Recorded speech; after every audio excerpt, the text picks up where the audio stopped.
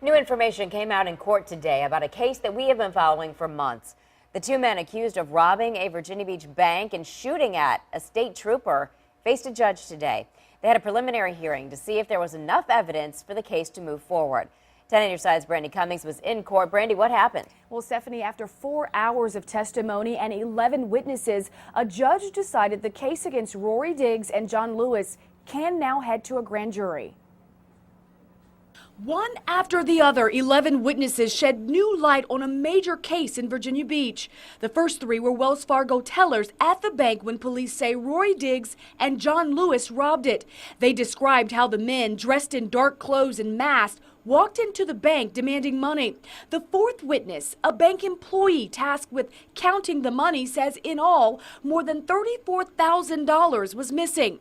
The Virginia State Trooper injured in the shooting was fifth to testify. Sergeant James Pugh said on the morning of December 5th, he was checking on a stolen car when he heard tires squealing.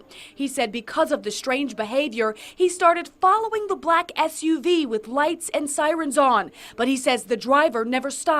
The passenger, he says, got out and ran. Meanwhile, the driver, he says, started shooting at him, so he fired back. Sergeant Pugh says 2 rounds hit his windshield. A bullet grazed his head. He had cuts and scrapes. His kneecap was cracked. 3 Virginia Beach police forensic officers testified about the evidence. They said after Diggs' arrest, officers found a bulletproof vest, a knife, a loaded gun, a magazine, a black hat, and a brown backpack with all of the money stolen from the bank inside.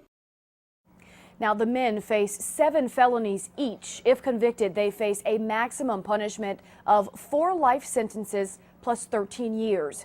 Now, in just 2 weeks, a grand jury will decide if this case can move on to a trial. Live in the newsroom, Brandi Cummings, 10 on your side.